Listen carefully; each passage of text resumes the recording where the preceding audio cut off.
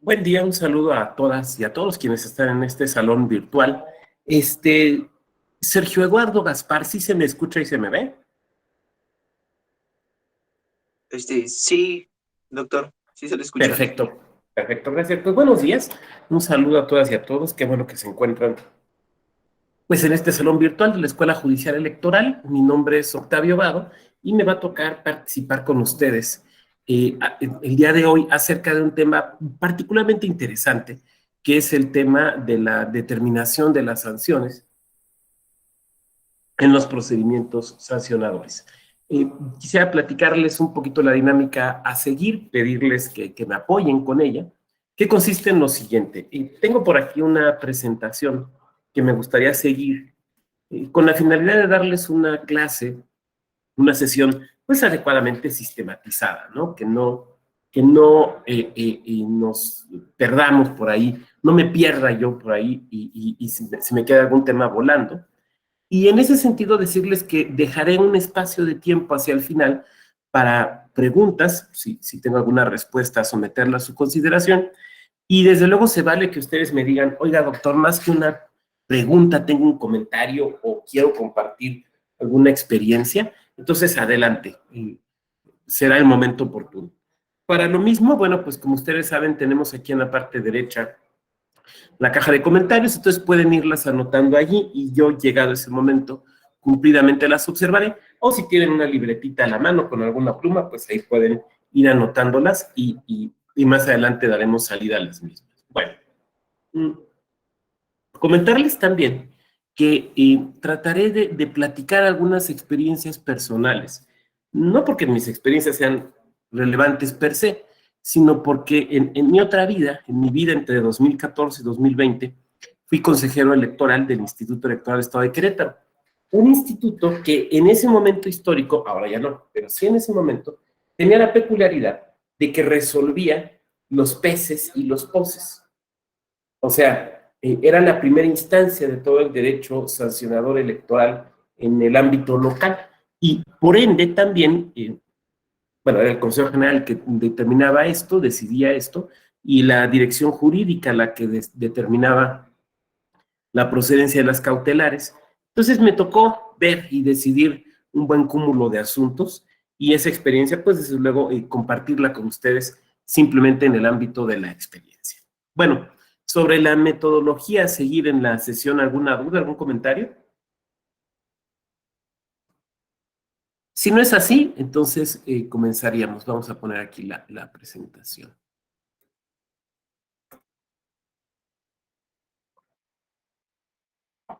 Por favor, Jessica Evelyn, ¿me confirma si se ve las láminas? Sí, sí se ven. Perfecto, muchas gracias. Hay que estar confirmando, ¿no? Ya saben que aquí hay que estar confirmando. Uno de los temas más complejos es la determinación de las sanciones en materia electoral. Se los voy a poner con un ejemplo práctico. En el proceso electoral de 2018, una candidata pues comete una serie de infracciones, una infracción, bueno, fueron varias, ¿no? En materia de propaganda político-electoral. Entonces, bueno, pues hay que imponer una sanción. Se comprobaron los hechos, las pruebas no dejaban lugar a dudas de que se había violado la ley. Pero esta candidata abanderaba a tres partidos distintos, porque era un caso de coalición. Se decide imponer la sanción y se decide imponerla a los tres partidos. Y entonces uno de ellos impugna la determinación diciendo algo que nos dijo también en sesión del Consejo General. Decía como el clásico, ¿y por qué yo? ¿Y por qué a mí? Pues porque formas parte de la coalición. Pero decía, oye, no, espérate, pero conforme al propio convenio de coalición que tu Consejo General del Instituto Electoral tienes, esa candidatura yo no la postulé, le tocó postularla al partido de enfrente. El que tiene la responsabilidad de la famosa culpa en vigilando es el partido de enfrente, con el que sí estoy coaligado, pero esa candidatura, esa candidata que la encabeza, Yo no la postulé, la postuló ese partido. Sanciónalo a él, castígalo a él. ¿Yo qué? Yo no la postulé. Sí, voy en coalición, pero yo no la postulé. Voy a ser responsable de los actos de militantes de otros partidos políticos. O, por ejemplo, otro asunto. Hay que sancionar a dos personas que cometen la misma conducta.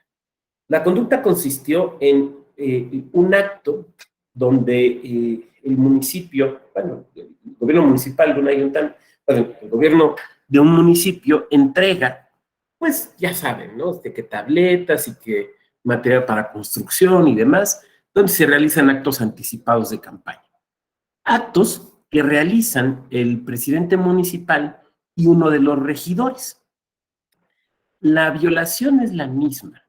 Básicamente lo que dijeron fue lo mismo, Hablaron de sus intenciones de competir respectivamente para distintos cargos en la siguiente elección, que era ya inmediata, o sea, estábamos ya en proceso electoral muy cerca del registro de candidaturas. Y entonces, al momento de discutir en la mesa las sanciones, se proponía una sanción bastante fuerte económicamente para el señor presidente municipal y una sanción sustancialmente menor para el señor regidor. Y entonces una de las consejeras no estaba de acuerdo. Decía, pues es que es la misma conducta y hay una gran disparidad en la sanción económica. Si la conducta es la misma, si se realizó el mismo día, si prácticamente dijeron las mismas palabras, si el impacto fue el mismo porque fue ante la misma cantidad de gente, ¿por qué es distinto? ¿Por qué a un señor lo estamos multando con una cantidad realmente muy importante, cercana al $1,000,000, y el otro no llega ni a 50,000 o no llegaba ni a 100,000 pesos? ¿Por qué? ¿Estábamos haciendo mal la individualización de la sanción? Ese es el tipo de cuestiones al que uno se enfrenta cuando tiene que proceder a individualizar una sanción. Por lo tanto, todo lo que vamos a ver el día de hoy y que también continuará el día de mañana con el doctor Pérez de los Reyes, siempre hay que entenderlo en el contexto del asunto específico y particular en el cual se está presentando. Yo sé que varias y varios de ustedes, lo que voy a decir les parecerá una verdad de perogrullo, pero probablemente aquí en este salón virtual tengamos personas que sea de sus primeros acercamientos al derecho electoral. Bueno, ¿por qué digo esto? Porque siempre va a ser importante el contexto. Siempre va a ser importante el contexto y siempre va a ser importante la persona respecto de la cual se va a determinar la sanción. Esos son elementos que siempre tenemos que tener claros. Segundo, esta clase se centra en la individualización de la sanción. Por lo tanto, voy a dejar de compartir un momento. Van a ver que hago un poco este peloteo. De repente comparto y de repente dejo de compartir porque quiero verles a todas y a todos, o a la mayoría. A ver, aquí ya no vamos a hablar de la valoración de las pruebas, de la determinación de la responsabilidad. Aquí estamos en un paso posterior. O sea, sí estamos todavía dentro del procedimiento de conocimiento, ¿no? Ustedes saben que derivado de la teoría general del proceso, sabemos que todo proceso, todo de juicio, y esto es un juicio, es un proceso, porque hay un litigio, no hay una pretensión y hay una defensa, ¿no? Y es susceptible de resolverse jurídicamente, por lo cual, pues perfectamente es un litigio en términos de las definiciones que nos han legado tanto Carneluti como Niceto Alcalá. Bueno, saben que un proceso tiene, digamos, dos etapas, la etapa de conocimiento y la etapa de ejecución. Aquí seguimos en la etapa de conocimiento, pero estamos específicamente en una subetapa que es la subetapa del juicio, o sea, de la elaboración de la resolución. Pero estamos en la parte final.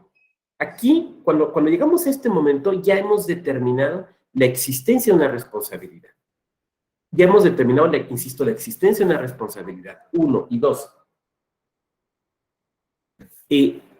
Estamos hablando de que dentro de la resolución vamos a imponer una sanción, lo cual quiere decir que el órgano electoral normalmente el Tribunal Electoral, ya sea el del Poder Judicial de la Federación o los tribunales electorales locales, tienen competencia para dictar la sanción. A ver, este es un punto muy importante, porque normalmente los tribunales, hablando de tribunales electorales, no voy a hablar de, o sea, por favor, todo lo que diga aquí no aplica para la justicia civil, ni la mercantil, ni la agraria. Solamente voy a centrar en justicia electoral. Bueno, los tribunales electorales, por regla general, tienen competencia para conocer un asunto y decidirlo. Traigo a colación la definición de jurisdicción que nos daba justamente don Niceto Alcalá. La jurisdicción entendida como la capacidad de un órgano del Estado de conocer, en su día decidir, y en su caso ejecutar la sentencia dictada con motivo de un litigio. Pero hay ocasiones donde el tribunal electoral, insisto, ya sea el local o el nacional o el federal, tienen competencia para conocer de un asunto, determinar en su caso la existencia de una violación legal, pero no para imponer la sanción. ¿Quién nos puede señalar uno de estos casos? Donde el tribunal puede decir sí, sí hay una violación de la ley, pero no impone directamente la sanción. ¿Quién nos puede poner un ejemplo?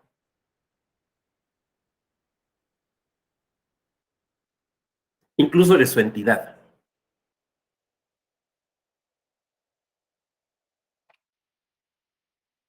¿Nadie? En el caso de ministros de culto. En el caso de ministros de culto, una vez que o notarias y notarios, por ejemplo, pero vamos a hablar de ministros de culto. Una vez que se determina que ha habido una violación a la ley, o a la Constitución, o a tratados internacionales, una violación al orden jurídico, ¿no? El tribunal, ya que ha determinado eso, lo pone de conocimiento, lo hace de conocimiento a la Secretaría de Gobernación, que es la que va a imponer la sanción. Normalmente en las entidades, por ejemplo, sucede igual con las personas dotadas de fe pública, los notarios, las notarias, donde lo que se hace es que determinada la existencia por el Tribunal Electoral de una violación, bueno, cuando el Tribunal Electoral determina la existencia de una violación, para ser más claro, lo que se hace es dar vista a la Secretaría de Gobierno local, y es la Secretaría de Gobierno local la que determina la sanción a aplicar. Oye, ¿por qué no ponen directamente la sanción? Pues porque la ley les dice que no pueden. O sea, hay casos, insisto, donde la ley señala, el tribunal conoce, determina la extinción de la violación, pero no impone la sanción. Entonces, lo que nosotros vamos a ver, lo que nosotros ya estamos viendo, aplica en aquellos casos donde, uno, quien está elaborando la resolución está convencida, está convencido que hay una violación a la ley. Y dos, el tribunal tiene, ya sea local, insisto, o el federal, tiene competencia, no solo para conocer del caso y determinar la existencia de una violación al orden normativo, sino también, en segundo lugar, para imponer una sanción. ¿Nos va quedando claro los dos elementos previos? ¿Sí? Bueno, si no hay dudas hasta aquí, vamos a continuar. Sí, digamos, eran los dos elementos a tener claro.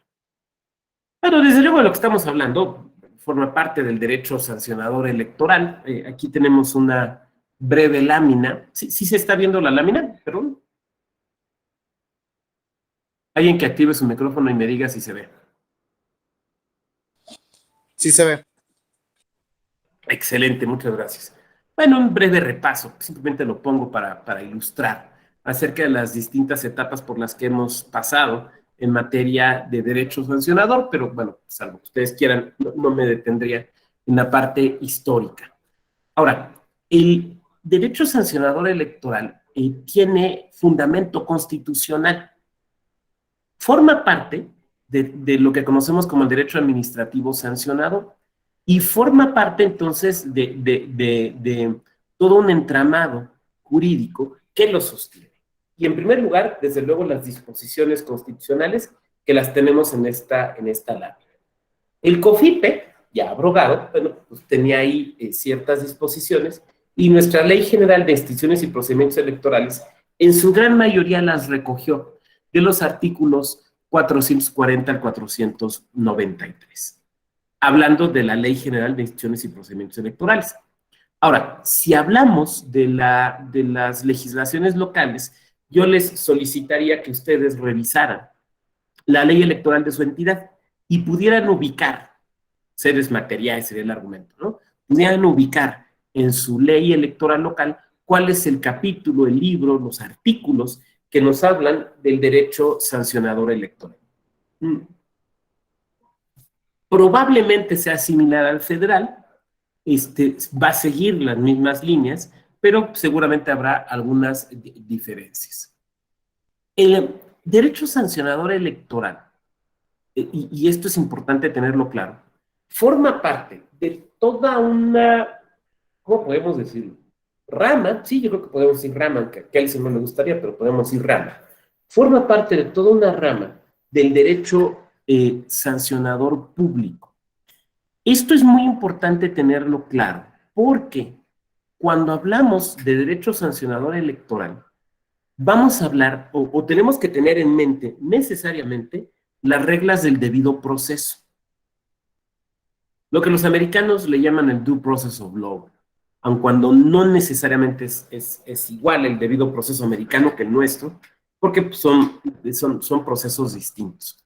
Bueno, cuando hablamos de debido proceso, nuestra Suprema Corte nos ha dicho en jurisprudencia que hay, digamos, reglas generales del debido proceso y reglas específicas del debido proceso que aplican en aquellos casos donde el Estado desarrolla una potestad sancionadora, como puede ser el derecho penal, el derecho migratorio y, desde luego, el derecho sancionador administrativo y el derecho sancionador electoral. Entonces, y tratando de traducir esto, ¿no? O sea, hay reglas que aplican a cualquier juicio, lo mismo un juicio agrario que uno civil, que uno penal, que uno electoral, cualquier juicio. Pero hay algunas reglas, esas son, digamos, las reglas o los principios generales del debido proceso. Pero hay reglas más específicas que aplican, del debido proceso, que aplican cuando se despliega esta potestad sancionadora. En este caso específico, en el derecho sancionador electoral, se está desplegando esa potestad sancionadora. Por lo tanto, se debe ser todavía más cuidadosos, más cuidadosas en el trámite de los asuntos y, desde luego, en este momento que nos encontramos, que es la determinación de la sanción, en la determinación de la sanción. Por lo tanto, debemos atender a una serie de principios del derecho sancionador electoral que se despliegan no solo en el íter, o sea, no solo en el camino del procedimiento, sino también en el dictado de la resolución y, desde luego, en la estimación que nosotros tengamos que hacer de cuál es la sanción adecuada. Entonces, por eso, aquí en esta lámina lo vemos, ¿no? El principio, los principios del derecho electoral, del derecho sancionador, perdón, principios del derecho sancionador electoral, entendiendo a la Dworkin que los principios son estándares que tenemos que observar porque atienden a una exigencia de justicia o de equidad. Y que además en esta materia, en lo que nos ocupa el día de hoy, son principios que encontramos en la Constitución. Entonces, los tenemos que atender fundamentalmente por eso, porque están en la Constitución. Y permítanme citar aquí a don Néstor Pedro Sagüesa, ese gran procesalista sudamericano, ¿no? Cuando dice que un juez o una jueza debe ser parcial hacia los principios constitucionales. ¿Qué quiere decir que debe ser parcial hacia los principios constitucionales? Quiere decir que lo que debe buscar es favorecer la materialización de los principios constitucionales. El primero que veremos aquí es el dispositivo e inquisitivo. A ver,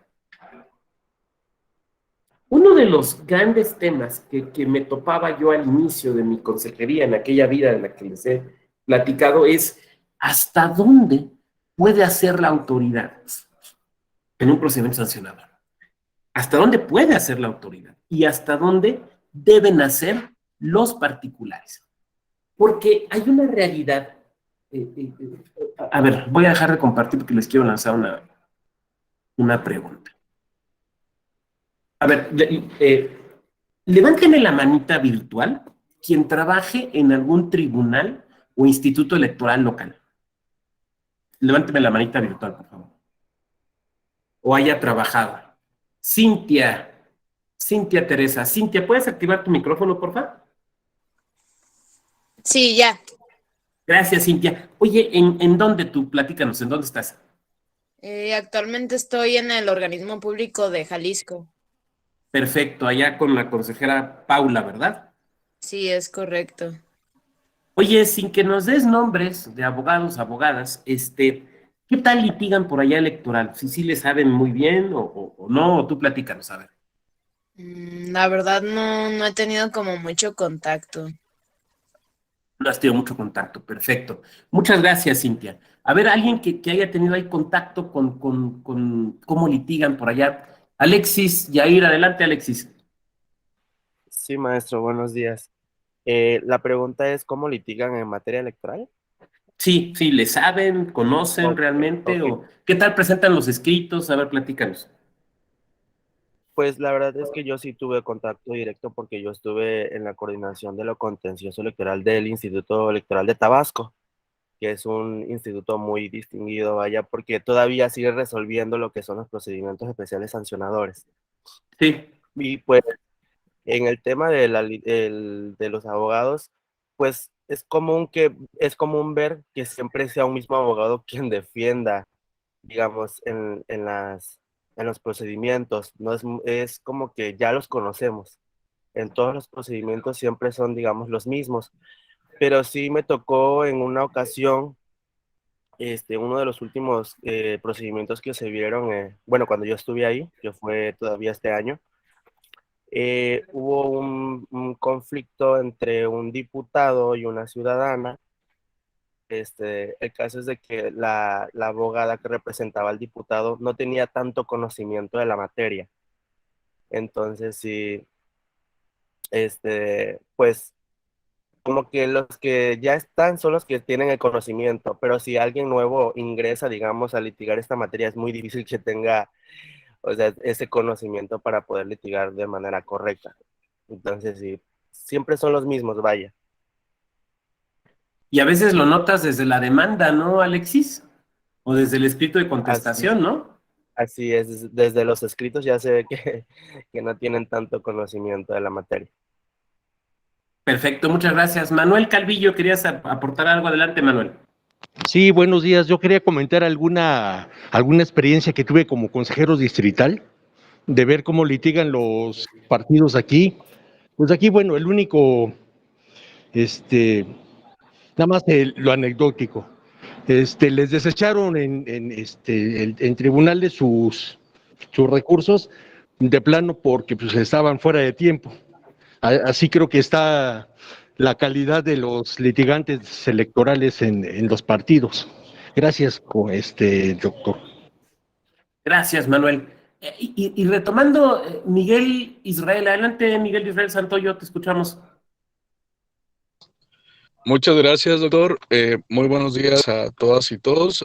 Bueno, yo estoy en el organismo público local de Baja California Sur y en este sentido, bueno, más allá de emitir una opinión respecto al desempeño de las y los abogados, sí quiero mencionar que es muy reducido el número de profesionistas en derecho que se dedican a la rama electoral.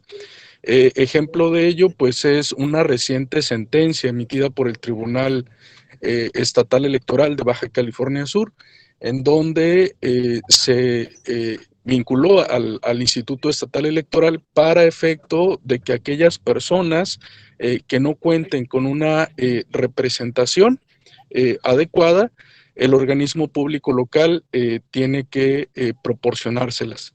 En este sentido, bueno, hubo por allí una controversia interna en torno a si el organismo estaría fungiendo pues como juez y parte, ¿no? Pero después de analizar muy puntualmente el asunto y tener el acercamiento pertinente con el órgano jurisdiccional local, se determinó que, bueno, no existía como tal ese conflicto, toda vez que se podría, en todo caso, comisionar a abogados de alguna otra área distinta a la que estuviera desarrollando la investigación tratándose de procedimientos especiales sancionadores, o en su caso, preparando los proyectos de resolución tratándose de procedimientos ordinarios sancionadores. ¿Es cuánto?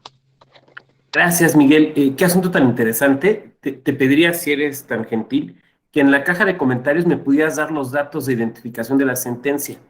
Me sería muy útil para el tema que estoy trabajando. Entonces, si me lo pudieras poner en la cajita, te lo estimaría mucho. Claro Muchas que sí, gracias. doctor.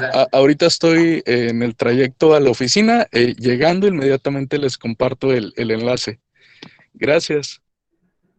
Muchas gracias a todas y todos por los comentarios. A ver, sí, en materia electoral como que tenemos abogadas y abogados que tienen experiencia, le conocen, le saben, y lo litigan pues con suficiencia técnica, ¿no? Pero también, sobre todo a nivel de las entidades, tenemos pues que de repente pues, contratan al abogado que los divorció, a la abogada que les llevó un asunto penal, al abogado que lleva los asuntos laborales de un primo, y que es gente que pues conoce poco la materia. Es como cuando dicen los laboralistas y las laboralistas, ¿no? Que cuando llegan ahí a las juntas o los juzgados laborales, luego se dan cuenta quién no conoce la materia porque hasta camina diferente, dicen, ¿no? Entonces aquí, ese no le sabe porque hasta camina distinto, ¿no? Ya inmediatamente.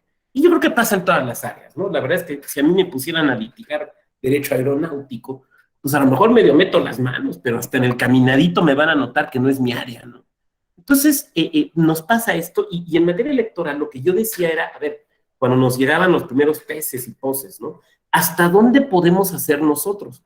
Porque de la lectura de las demandas sobre las contestaciones, tú te dabas cuenta que había una serie de deficiencias, ¿no? Entonces había quien decía, no, a ver, es que en el procedimiento sancionador todo es de principio dispositivo, todo depende de las partes, prácticamente como si fuera un asunto civil, donde sabemos que rige, desde luego, el principio dispositivo, bueno, la materia mercantil, en su expresión más pura, por decirlo de alguna manera. Pero también sabemos que hay otras áreas donde, ¿no? Pensemos en el derecho agrario, cuando hay pleitos de pueblos y comunidades, pues, por ejemplo, el juzgador de amparo tiene casi que sustituirse en la actividad procesal de las partes. La realidad es que se tienen que equilibrar ambos principios en un asunto de un pez o de un pozo. Por un lado, el principio dispositivo prima cuando hablamos del planteamiento de los hechos y del ejercicio del derecho de acción. A ver, aquí pues de nueva cuenta, ¿no? Tenemos que regresar a nuestros conceptos básicos de teoría general del proceso. La acción es un derecho público, un derecho subjetivo público que, nos diría Couture, nos sirve para solicitar a un órgano del Estado un pronunciamiento sobre un litigio. Y en la acción nosotros tenemos una pretensión. El que presenta su queja o su denuncia en materia de un peso, de un procedimiento sancionador, pues, tiene una pretensión. Su pretensión es que se castigue a quien él considera que ha cometido una situación irregular, que, por ejemplo, puede darle una cierta ventaja a algún participante o a alguna participante dentro de un proceso electoral. Esa es su pretensión. Y quien es la parte denunciada, pues lo que su pretensión planteada bajo la forma de excepciones o defensas, normalmente en este caso concreto de excepciones, lo que está buscando es que no se determine que no hubo una violación al derecho. Por lo tanto, ahí es donde tenemos el principio dispositivo. Pero en la averiguación de los hechos va a operar el principio inquisitivo, porque el órgano electoral, o el órgano encargado de la resolución, puede determinar una serie de actos, puede ordenar la celebración de una serie de actos que le ayuden a conocer los hechos realmente acaecidos. Voy a poner un ejemplo de un caso. A ver, no es hipotético, y además es muy común. Seguramente, igual aquí hasta habrá gente que le haya tocado instruirlo, resolverlo, casos muy... Porque este es de cajón. A ver, viene una denuncia por la publicación de unos, por la promoción que hay en unos espectaculares. Entonces viene la denuncia y a lo mejor la denuncia viene acompañada previa de una oficialía electoral que se levantó previamente, ¿no? Denuncian determinados espectaculares y ya. Pero tú no, en la denuncia no te dicen nada respecto a quién es el dueño, quién mandó ponerlos, nada por el estilo. Tú como autoridad instructora o autoridad decisora, ¿puedes hacer algún tipo de acto de averiguación? ¿De investigación? ¿O no? Porque pues puro dispositivo. ¿Sí puedes realizar ciertos actos? Veo a Ricardo Gabriel muy pensativo. ¿Tú cómo ves, Ricardo? Le estás dando vueltas, eso está bien, está bien. Así es. Pues yo, bueno, a lo mejor me equivoco, pero yo creo que sí, sí se puede hacer una investigación o solicitar que se realice. Por ejemplo, Ricardo, ¿tú qué información solicitarías? Pues, no sé,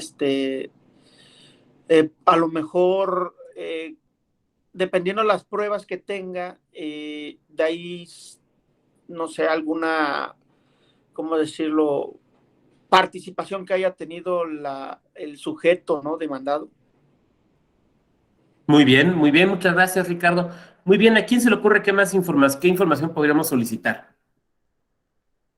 Para que puedas dictar una buena resolución y pues, establecer las sanciones para todos los sujetos que deban ser sancionados. ¿Qué otra información, por ejemplo?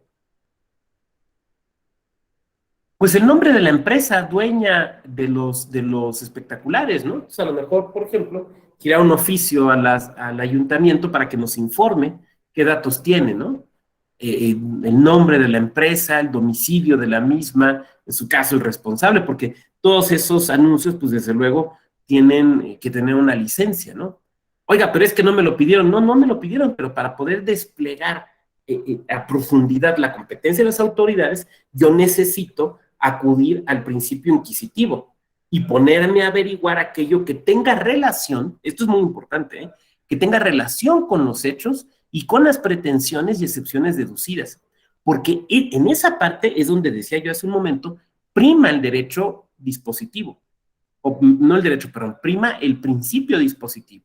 Entonces, ahí, eso es de las partes, pero una vez que el asunto ya se inició, estamos en presencia de un juicio, y un juicio es derecho público, donde las partes en esta materia no tienen el control absoluto. Ya ven que a veces que ni siquiera procede el desistimiento.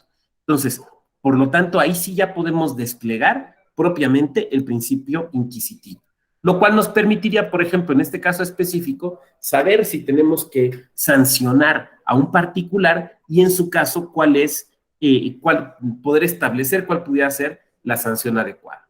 La prohibición de los excesos. Toda sanción que nosotros determinemos debe de evitar excesos o abusos. Por lo tanto, debe atender a estos tres elementos. Porque imponer una sanción, sí, es cierto, es una función discrecional, pero recuerden que en un régimen constitucional como el nuestro, la discrecionalidad no es un arbitrio ciego, sino que la discrecionalidad implica necesariamente un ejercicio prudente y contenido de las facultades de la autoridad. Entonces, se requiere que haya, que la sanción sea idónea respecto del fin buscado. Por ejemplo, que no se vuelva a repetir. La intervención mínima. Cuando nosotros dictamos una resolución donde hay una sanción, normalmente lo que estamos haciendo es, de alguna manera, afectar algún tipo de derecho fundamental por una buena razón, por la violación de un tratado, de la Constitución o de las leyes. Pero aún así, esa afectación debe ser la mínima posible y debe ser proporcional. Debe ser proporcional. A ver, aquí se los voy a plantear con un ejemplo. Ya ven que, insisto, voy peloteando, ¿no? Con un ejemplo. ¿Se acuerdan que al inicio de la sesión yo les platicaba de un caso donde tuvimos que sancionar a un señor presidente municipal y a un regidor? Al presidente, la conducta fue la misma, pero al presidente municipal le impusimos una sanción mucho mayor que al señor regidor. ¿Ustedes por qué creen que fue así? Y ojo, ojo, ojo. Antes que me digan algo, no tiene que ver porque es que uno era presidente y el otro era regidor. No, no tiene que ver con eso. No tiene que ver con eso. Estamos hablando de la proporcionalidad. ¿Por qué sancionar económicamente más a uno que a otro si ambos cometieron la misma falta? Además fue algo ratificado en tribunales, ¿eh? Pero, ¿por qué?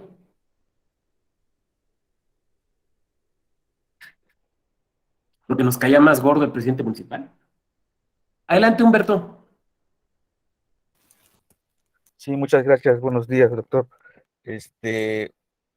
Considero que puede ser por el, me mencionaba que uno había utilizado más recursos económicos que el otro. En este caso, la afectación, o no la afectación, sino que habrá llegado a mayor número de individuos lo que realizó el presidente municipal. No fueron los mismos porque fue en el mismo acto. Fue un acto de entrega entregaron tabletas, material para la construcción y demás. El acto fue el mismo. Veo que tenemos un comentario aquí de María de Jesús Caballero Cota. Por los ingresos que perciben. Claro, sí, por los ingresos que perciben. Fue por eso. Recordarán ustedes que la Constitución nos señala, cuando se impone una multa, que debe de ser proporcional a los ingresos de la persona. Y que, por ejemplo, incluso dice la Constitución que si tú vas a multar a un jornalero, no puede ser o sea, tienes que tomar en cuenta lo que realmente gana por un jornal. Entonces, las multas deben ser, por ejemplo, por otras razones, o las sanciones proporcionales a los ingresos. Ahora, ¿cómo sabíamos nosotros que tenían ingresos distintos? Bueno, por lo siguiente. Cuando un candidato o una candidata se registra, tienen que subir cierta información a una plataforma del INE y de los institutos electorales, que seguramente aquí, por ejemplo, la compañera del Instituto de Jalisco o quienes estén de otros institutos lo habrán visto. Y entre la información que se tiene que subir allí está el tema de sus ingresos, lo cual es muy importante para dos razones. Primera, para fiscalización. O sea, poder saber, a ver, de esta persona ya tenía estos ingresos, ¿no? Y segundo, para efectos de imponer sanciones. Entonces, no es lo mismo una persona que gana 7 millones de pesos al año que una persona que gana 200,000 pesos al año. O sea, la conducta violatoria de la ley puede ser la misma. La conducta puede ser la misma, pero la sanción no puede ser la misma, porque debe ser proporcional. Entre otras cosas, ¿a qué? A los ingresos. Entonces, yo recuerdo perfectamente en la mesa, ¿no? Cuando discutíamos el proyecto de resolución, a una compañera consejera le parecía inadecuado, ¿no? Entonces, tratando de dar argumentos de por qué la sanción al presidente municipal era excesiva, la compañera decía, por ejemplo, decía, a ver, es que para sancionarlo tendríamos que tomar en cuenta que el acto por el cual lo estamos castigando fue realizado en su carácter de presidente municipal. Por lo tanto, decía la compañera, los únicos ingresos a tomar en cuenta son sus ingresos como presidente del ayuntamiento, no otros ingresos. Porque el señor era empresario, entonces su sueldo era una parte muy menor y sus ingresos venían más bien de sus empresas, ¿no? Entonces la compañera decía, vamos a sancionarlo solamente respecto de lo que gana como presidente municipal. Y el argumento de refuerzo que ella nos ofrecía era el siguiente, porque al regidor solo lo estamos sancionando tomando en cuenta su sueldo de regidor. Respetuosamente en la mesa lo que yo discutía era, a ver, es que del señor regidor no tenemos información de otros ingresos. O sea, sabemos lo que gana como regidor, pero no hay otros ingresos reportados. Oiga, pero ¿qué tal si, bueno, pues qué tal si la mano del muerto? O sea, estamos obrando con ahora sí que con los datos que hay reales en el expediente. En el caso del señor presidente municipal, sabemos por la información que él mismo subía a la plataforma que tiene estos ingresos como presidente municipal y estos otros, mucho mayores, en su carácter de empresario. Y la sanción debe ser proporcional a los ingresos, no nada más a una partecita de esos ingresos, porque entonces la sanción no es proporcional.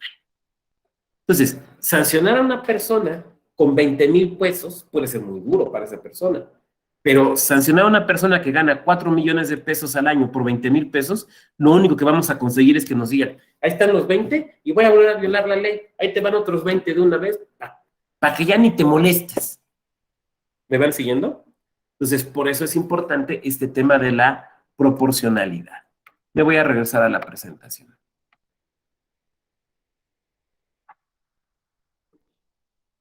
La tipicidad.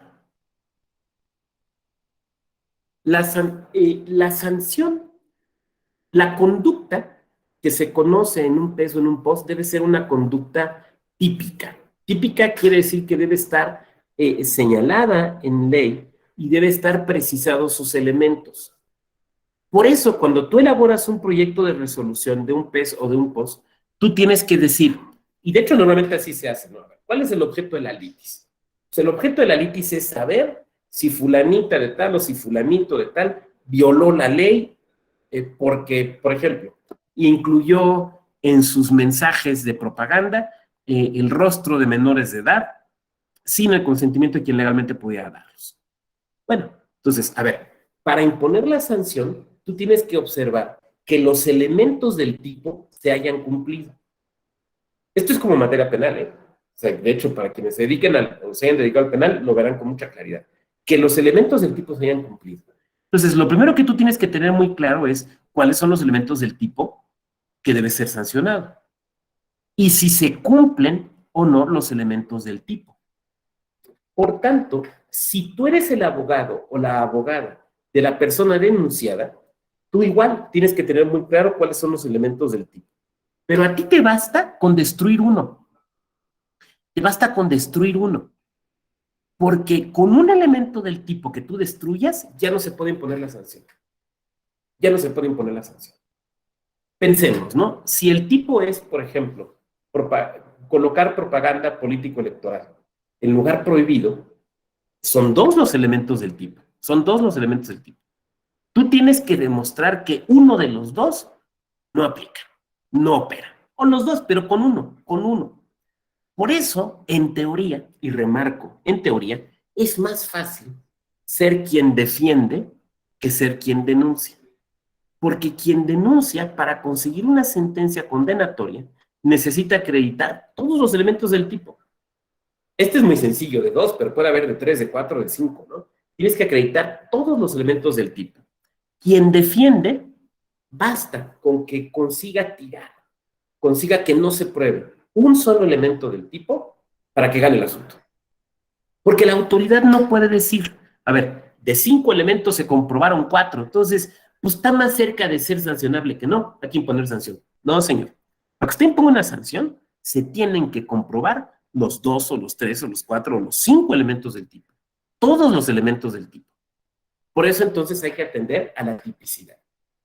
Eso quiere decir que cuando tú estás elaborando la resolución, porque insisto, es de la parte que estamos hablando, ¿no? Ya de la elaboración de la resolución. Cuando tú estás elaborando la resolución, lo primero que tienes que tener muy claro es cuál es la conducta y cuáles son los elementos. Porque tu labor esencialmente va a ser verificar, al elaborar el proyecto de resolución, verificar si se cumplieron o no los elementos del tipo. Ahora, no sé si aquí tengamos alguna consejera, consejero, magistrada, magistrado, que sea quienes les toca ya votar las resoluciones, pero cuando uno desempeña esas funciones, a uno lo que le corresponde es tomar el proyecto de resolución que ya fuiste acompañando, tomar el proyecto de resolución, ver si está correctamente identificado el tipo, ver si están correctamente entendidos los elementos del tipo y ver si efectivamente se prueban o no. Porque con que haya duda en uno, ya la resolución no puede ser condenatoria. Exhaustividad. Toda sentencia judicial, toda sentencia tiene que ser exhaustiva. Tiene que, bueno, reunir dos requisitos, congruente y exhaustiva. Congruente quiere decir que debe ser acorde con las peticiones de las partes. Exhaustiva, que es el principio que estamos explicando, quiere decir que debe de agotar todos los planteamientos hechos por las partes dentro de la litis, tanto por quien pretende como por quien se defiende. Entonces, van a hacer una serie de planteamientos en su demanda y en su contestación, a veces muy claros, muy precisos, muy bien redactados, de esas demandas o de esas contestaciones que te da hasta gusto leer, ¿no? A veces sumamente confusos, porque hay gente que pues, litiga confuso, ¿no? Yo no sé si por confusión mental o por estrategia, como sea. Entonces, tú tienes que agotarlos todos. Por eso, una buena práctica es, en el proyecto de resolución, y en su caso ya en la resolución, una vez que es aprobada, precisarlos con claridad. A ver, estos son los elementos respecto a los cuales vamos a pronunciar. tenerlos con absoluta y diáfana claridad, para efecto de mostrar que la sentencia fue exhaustiva. Porque si nos falta pronunciarnos sobre alguno, la sentencia ya no fue exhaustiva y la sentencia pues tiene un defecto, tiene un defecto. Aquí uno no puede decir, es que se entiende. Ay, pues no me pronuncié, pero se entiende. No, no, no, aquí no es de que se entienda. A ver, no estamos en un examen de preparatoria o de secundaria, donde cuando reprobabas ibas con el maestro, con la maestra, oiga, pues puse aquí esto, pero es que se entiende. No, no se entiende. No se entiende. Aquí no es de se entiende. Aquí es de te pronunciaste o no te pronunciaste, punto. No puedes guardar silencio. No puedes hacer caso omiso. Tienes que pronunciarte sobre todos y cada uno de los puntos. Legalidad. Nuestro sistema de justicia electoral establece como uno de sus principios de toda la materia electoral los principios, por ejemplo, de certeza y de legalidad. Esto se manifiesta particularmente en lo que nos está ocupando en la sesión de hoy, en cuanto a que las resoluciones deben ser conforme con lo previsto en la ley. Desde luego también el procedimiento. Por lo tanto, no se puede imponer una sanción no prevista en ley. No se puede. Hay veces que podemos ser... bueno, y cuando me refiero a ley me refiero a todo el entramado jurídico, ¿no? O sea, me refiero también a convenciones internacionales y desde luego a la Constitución. ¿Por qué? Porque estamos desplegando la potestad sancionadora del Estado. Esta es una potestad que implica, en pocas palabras, castigar a alguien. Por lo tanto, necesariamente una limitación de algún tipo de derecho fundamental. Y eso quiere decir que no puede ser al capricho. En materia electoral, permítame decirlo así, no podemos poner sentencias creativas. Tenemos que atender al entramado jurídico para imponer resoluciones adecuadas. De repente hemos escuchado, particularmente en países de tradición anglosajona, es más posible este tipo de situaciones, hemos escuchado de jueces o juezas que dictan resoluciones creativas, ¿no? Me acuerdo una que impuso, una jueza que impuso como sanción el hecho de poner a las esposas al hijo y al papá para que estuvieran juntos durante determinado tiempo, ella estuviera el papá pendiente, ¿no? Y todo el mundo, ay, pues qué creativo, ¿no? Pues yo no sé si allá su entramado jurídico se lo permita, pero aquí no se puede, al menos no en materia electoral, porque las sanciones deben de cumplir con el principio de legalidad. Los procesos electorales, los juicios electorales, por último, como ustedes saben, son sumamente rápidos. Y estaba escuchando la otra vez a alguna de las magistraturas de sala superior que decía que el promedio que tarda un juicio electoral en México son 2 semanas. Cuando esto lo platica uno con gente de otras áreas del derecho, les sorprende muchísimo. El sábado estaba dando una clase de maestría y preguntaba yo, a ver, pues aquí, que en el salón prácticamente eran pura gente que litiga, ¿no? A ver, ¿cuánto tarda un juicio? Entonces me decía una compañera, pues mire, más o menos 2 años y medio, un juicio rápido, 1 año, año y medio. Cuando yo les digo, en materia electoral hay asuntos que entran en la mañana y se resuelven en la tarde, y el promedio es 2 semanas, pues la verdad es que se sorprendía. Pero bueno, es que, a ver, en materia electoral estamos discutiendo temas que tienen que ver con derechos fundamentales y temas que tienen que ver también con ejecuciones absolutamente inmediatas. Pensemos en lo siguiente, hablando de los peces y los poses, particularmente de los peces. Ustedes lo saben, el pez nace como una creación pretoriana, como una creación de sala superior, justamente por eso, por la necesidad de rapidez, de inmediatez, de contar con una resolución lo antes posible para efecto de limitar las afectaciones que pueda tener una conducta ilegal en materia de propaganda político-electoral. Entonces debe ser muy rápido para, insisto, limitar los efectos negativos o el impacto que pueda haber dentro de un proceso electoral. Dicho de otra manera, los asuntos no los podemos empollar. En materia electoral no puedes ir metiendo los expedientes abajo para, pues ahí, 6, 7 meses empiezo a dar una vistita y preparo el proyecto. No, aquí tiene que ser desde luego mucho más rápido. Eso provoca también la concentración de las etapas. A ver, es muy difícil en la práctica chicanear un asunto electoral, porque tú no puedes irlo deteniendo. O sea, tú, frente al auto admisorio del PES, por ejemplo, tú no puedes andar imponiendo un medio de impugnación y suspendes. Primero, porque no te lo van a admitir, te van a decir es contra la sentencia. Segundo, porque en materia electoral no hay suspensión. A ver, ya me fijaron la fecha de la audiencia, pues otra impugnación para suspender.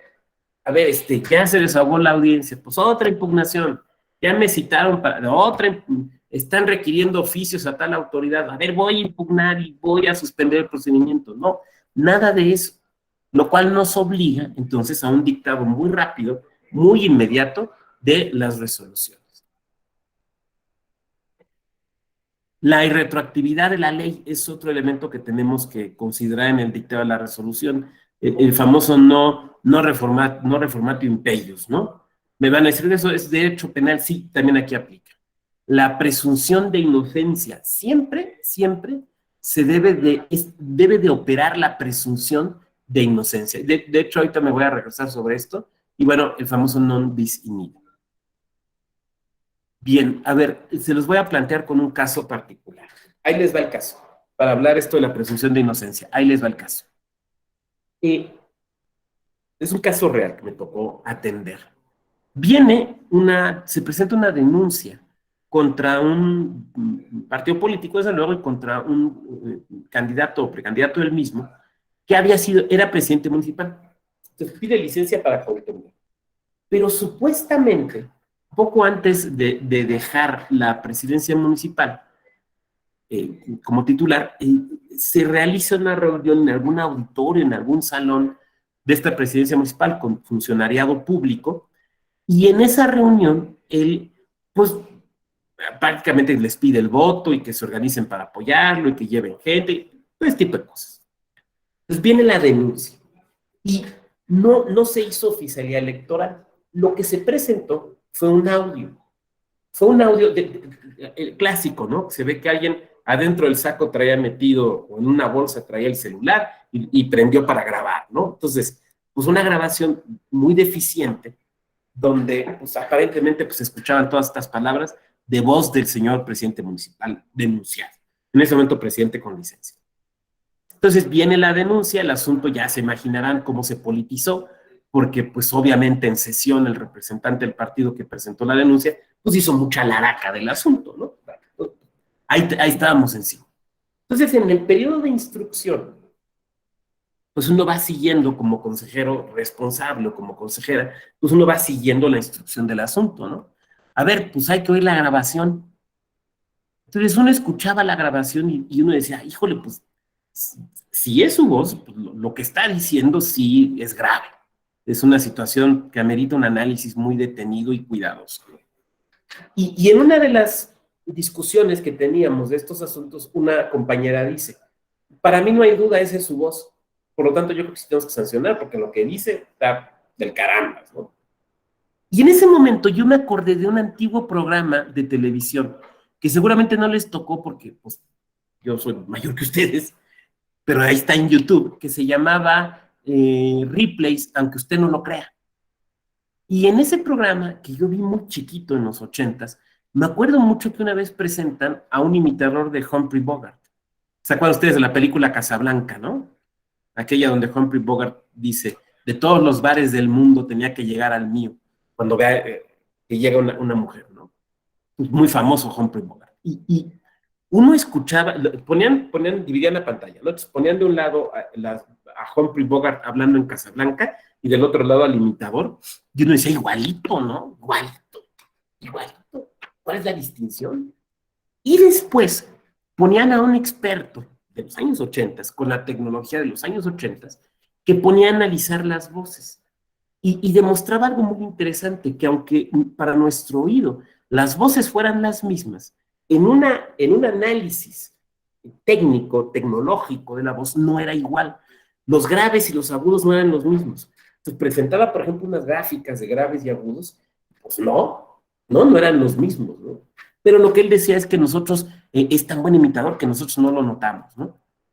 ahora que murió Juan Gabriel, o que no sabemos si se fue a una isla, porque ya ven que dice su representante que un día va a regresar, pues ¿cuántos imitadores hay de Juanga, no? Entonces uno los escucha y uno dice, la voz gemela, hasta se anuncian así, ¿no? La voz gemela de Juan Gabriel, la voz gemela de José José. Y uno los oye y uno dice, ay, pues cantan igualito. Entonces cuando la compañera dice eso, yo me acuerdo de ese programa y dije, pues es que no somos peritos en cuestiones de sonido. Entonces hubo que proceder a un peritaje.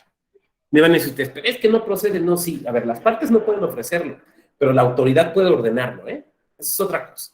Es distinto lo que las partes pueden hacer o lo que las partes pueden ofrecer a lo que la autoridad puede ordenar realizar. Claro que podemos ordenar. Pues ordenamos peritaje en audio, dos peritajes. Entonces, pues tuvo que ir el señor denunciado, convocamos a un par de peritos para que hicieran la grabación de su voz. Y obviamente los peritos llegaron pues, con su material, ¿no? Unos ciertos tipos de micrófonos, unos aparatos, porque obviamente no llegaron ahí con su celular y a ver, aquí háblale, ¿no? Y cada perito traía una tarjeta con un texto que esta persona tenía que leer. Pues llegó ahí a las oficinas y le dieron sus tarjetitas y leyó y lo grabaron. Bueno, llega el primer peritaje. Y el primer peritaje nos dice, el dictamen del perito nos dice, por la calidad y la duración de la grabación a comparar, o sea, la grabación que se usó para denunciar, yo no puedo determinar si es su voz o no es su voz. O sea, el primer peritaje era no concluyente. Sí, no concluyente. Porque cuando tú solicitas una prueba pericial, pues tú esperas que te digan con contundencia algo, ¿no? Y resulta que te dice, pues no puedo, non licet dirían los romanos, ¿no? No veo.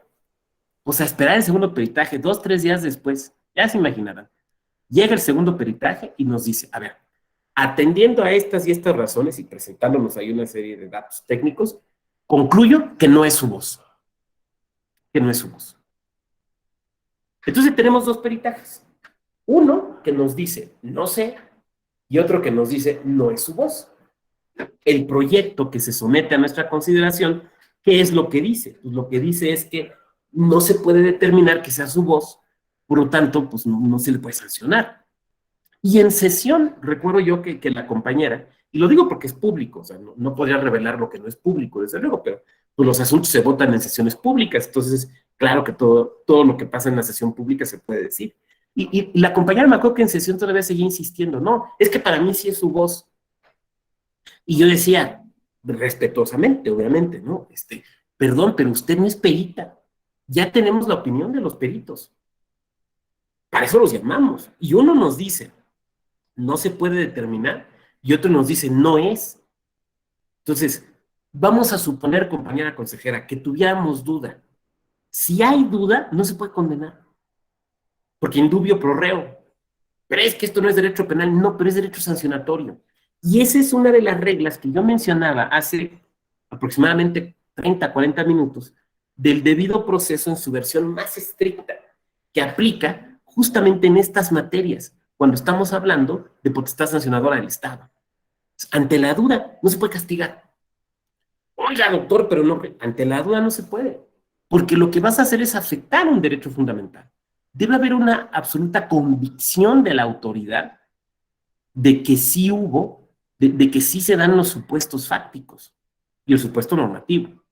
En este caso concreto, en el peor de los casos, pues había duda acerca de la voz, pero si hay duda, no se puede sancionar.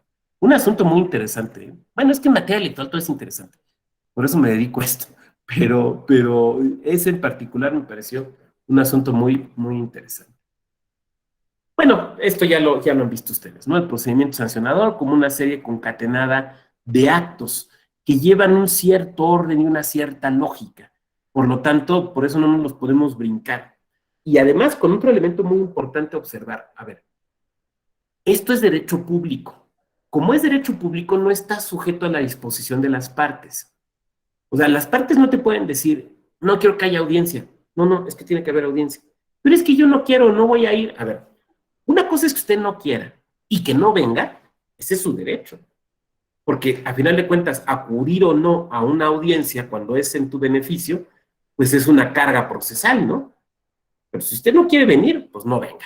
pero no me puede decir a mí como autoridad que no realice la audiencia, porque es derecho público, por lo tanto, y hay que atender al principio de legalidad que ya había apuntado hace un momento. Por lo tanto, pues yo tengo que desahogarla. Esta es la tablita de los sujetos y las sanciones. Esta es la tabla federal, es la tabla de la LEGIPE. Yo les sugeriría que pudieran hacer una similar respecto de sus entidades. No sé, aquí hemos escuchado que tenemos compañeras y compañeros de Jalisco, de Tabasco, seguramente también de Baja California, seguramente también de otros lados. Entonces, si tú estás, este es un consejo práctico, ¿eh? Esto que les voy a decir es un consejo práctico. O sea, dicho de otra manera, si quieren, úsenlo, si no, no. Es una mera, es más, ni siquiera tómenlo como consejo, porque ¿quién soy yo para andar dando consejos? Tómenmelo como un amable comentario. Si tú te dedicas a realizar proyectos de resolución, o si tú eres consejero o consejero y te toca a ti definirlos, yo lo que te planteo es esta posibilidad. Replica esta tablita, donde vas a tener los sujetos y las sanciones. Se van a entrecruzar, esta matriz. Hazla en un papelito, por ejemplo, una lámina así como esta, a lo mejor más chiquita, enmícala y tenla ahí pegada. Tenla pegada aquí en tu escritorio. Ya ven que uno tiene, por ejemplo, que las fotos y cosas por el estilo, pues ahí tenla pegadita, ¿no? O tenla aquí en tu escritorio, en tu cajón muy a la mano. Para que cuando estés haciendo una resolución, rápido puedas ubicar cuál es el marco de la sanción donde te vas a mover. O si la estás revisando, también rápidamente puedas ubicar cuál es el marco en el que te vas a mover. Y, por ejemplo, aquí vamos a hablar de las personas observadoras electorales. ¿Qué sanciones se les puede imponer a una persona observadora electoral? Entonces, vemos esta tablita, pero te pido que hagas el ejercicio con la de tu entidad. Y, por ejemplo, amonestación pública, sí se puede. Multa hasta 200 días, sí se puede. Y también se puede cancelar el registro o el procedimiento para obtenerlo. Muy bien. Entonces, tú no puedes hacer un proyecto de resolución donde le quieras poner multa de hasta 2,000 días. Oye, es que fue muy grave. Fíjese que tenemos acreditado que afuera de la casilla estaba el observador o la observadora. Esta es una conducta que a veces sucede, ¿eh? Organizando las filas para que la gente no se hiciera bolas. Y estoy de acuerdo, eso no lo puede hacer un observador o una observadora. No es auxiliar de la casilla, no lo es. Solamente puede observar, dar cuenta, es ser una persona testiga de lo que sucede. Estoy de acuerdo, no puede ponerlos no los puede ordenar. No, pues es que estaba ya asesorando al presidente Casilla. Estoy de acuerdo, no lo debe de hacer. Estoy de acuerdo, hay que sancionar. Pero acuérdense que hay un principio de legalidad. Y ese principio de legalidad, en el momento de imponer la sanción, nos obliga a ceñirnos al catálogo específico de sanciones acorde con el sujeto a sancionar. A lo mejor alguien de aquí me levanta la mano y me dice, oiga, doctor, ¿no le parece que la ley debería decir otra cosa? Ah, ese es otro boleto. O sea, una cosa es discutir qué nos parecen las sanciones y los sujetos sancionables, pero entonces estaríamos hablando de política legislativa, ¿no? ¿Qué se diría de política jurídica? Esa es una cosa, pero otra cosa es ponernos a estudiar el asunto. Entonces, si este no es un foro legislativo de reforma de la ley electoral, sino que esta es una actividad académica y pensada para personas que tienen que conocer estos temas, tú te tienes que ceñir a esto. Por eso decía yo hace un momento que tú no te puedes poner creativo. Entonces, ¿cuáles son las sanciones que se pueden imponer a una observadora, a un observador o una organización de observación electoral? En el ámbito de lo federal, aquí las tenemos: amonestación, multa hasta 200 días o cancelación del registro del procedimiento para obtener. Nada más, nada más. Podemos ver que hay sujetos que admiten una mayor amplitud de sanciones. Por ejemplo, partidos políticos. Por ejemplo, dirigentes de partidos políticos. Por ejemplo, candidaturas. Pero tenemos un sistema de sanciones pensado acorde con los distintos sujetos que pueden incidir o intervenir en el proceso electoral. Entonces, yo te sugiero, ni siquiera te sugiero, te planteo esa posibilidad de que esta tablita que tenemos aquí en lo federal lo puedas reproducir tú en lo local, pues para esos efectos. Ahora, la verdad es que también habrá quien me diga que, oiga, doctor, fíjese que yo tengo 10 años haciendo proyectos de resolución, ya me la sé de memoria. Ah, bueno, pues tú ya no la necesitas. Pero pues habrá gente que sí pueda necesitar. Bueno, el trámite del POS, que es un trámite que ustedes de alguna manera ya conocen, no me quisiera yo detener en él, salvo el mejor comentario que ustedes quieren, pero bueno, aquí sí algunas cosas, ¿no? El POS sigue siendo un procedimiento que a nivel nacional resuelve el Consejo General en el ejercicio de una función materialmente jurisdiccional. Yo sé que el INE, el Consejo General del INE, no es en principio una autoridad jurisdiccional, es una autoridad de naturaleza autónoma o administrativa, pero que puede desplegar funciones materialmente jurisdiccionales. Esto es, funciones que impliquen, en base a la definición de don Niceto que comentábamos al inicio de la sesión, funciones que impliquen la resolución de un litigio, materialmente jurisdiccionales. Entonces, el Consejo General del INE ahí realiza funciones materialmente jurisdiccionales. La Comisión de Quejas y Denuncias del INE, que determina la adopción de medidas cautelares, también allí ejerce funciones materialmente jurisdiccionales.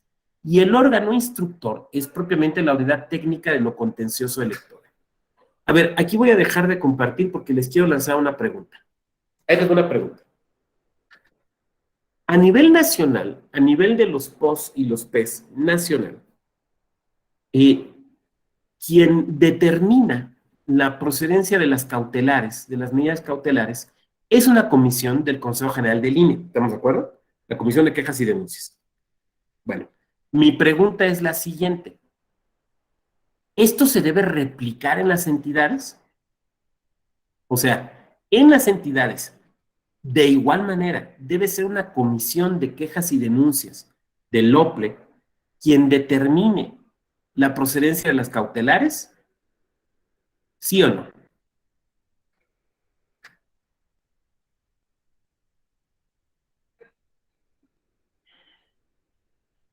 Miguel Israel, adelante, Miguel. Muchas gracias, doctor.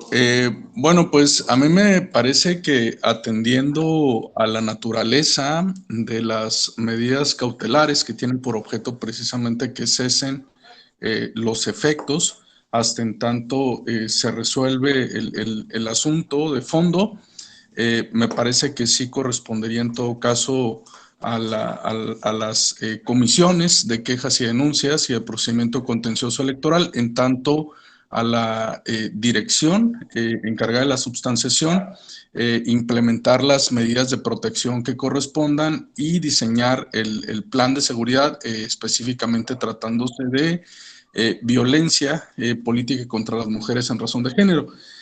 Si lo acotamos a algún tema en particular, ¿no? Por poner un ejemplo. Sin embargo, me parece que, dada también la relevancia, pudiera corresponder en todo caso a los órganos superiores de dirección, esto es, a los consejos generales, pronunciarse. Sin embargo, como mencioné, atendiendo a la inmediatez con la que deben aprobarse las medidas cautelares, sí sería pertinente desde mi óptica que sean las comisiones. Es cuanto. Perfecto, Miguel, muchas gracias. Muy bien. ¿Quién más que quiera participar?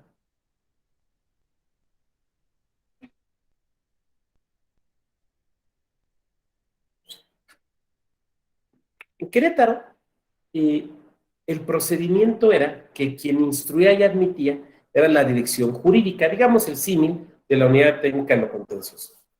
Pero también que quien dictaba las cautelares era la propia dirección, porque no existía, bueno, sigue sin existir, una comisión de quejas y denuncias en el Consejo General. Cuando se admite uno de los primeros asuntos, pero no fue el primero, fue como el segundo o el tercero, y ya posterior a la reforma de 2014 estoy hablando, y se dicta la primera medida cautelar, un partido político, que era el que le afectaba, la impugna, y dice, es que eso está mal, porque en el ámbito local debe ser como en el federal, debe constituirse una comisión de quejas y denuncias para que sea la Comisión de Quejas y Denuncias quien decida las cautelares, no la dirección jurídica. Por lo tanto, la ausencia de la previsión en la ley electoral local de esa Comisión de Quejas y Denuncias es una inconstitucionalidad por omisión. Y la previsión que tiene la ley electoral local de que sea la unidad técnica, la dirección jurídica, quien determine las cautelares, es una violación constitucional por acción. ¿Cómo lo ven? ¿Cómo ven los argumentos? ¿Atendibles, no atendibles? ¿Qué opinan?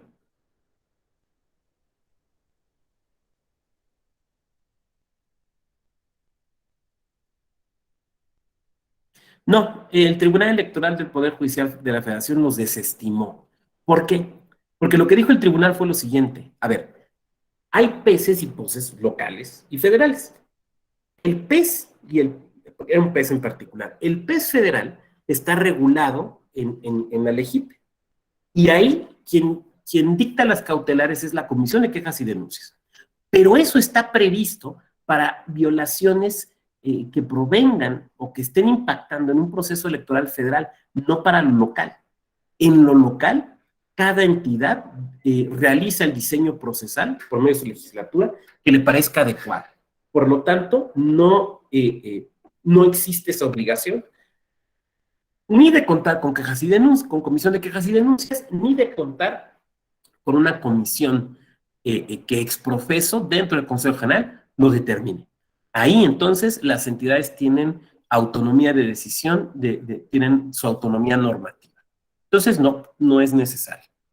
Ahora, me van a decir, oiga, pero varios lo tienen así. Ah, bueno, pues una cosa es que varias legislaturas hayan copiado el modelo federal, que lo pueden hacer, no sé qué tan bueno o malo sea, pero que lo pueden hacer, y otra cosa es que tengan que seguir, y no tienen que seguir. Bien. Los requisitos de la denuncia, ¿no? Ya los conocemos. El nombre del quejoso o denunciante, la firma o huella digital, el domicilio para abrir y recibir notificaciones, los documentos necesarios para acreditar la personería, que estos se pueden no ser necesarios, ¿no? Por ejemplo, cuando quien interpone la denuncia es un representante ante el órgano electoral, por ejemplo, una candidatura independiente de un partido político, basta simplemente con que lo señale, porque ya obran en los archivos de la autoridad, o sea, para la autoridad se convierten en un hecho notorio y no tienen que señalarlo. ¿Cuál sería en su caso el interés jurídico? La narración expresa y clara de los hechos. A ver,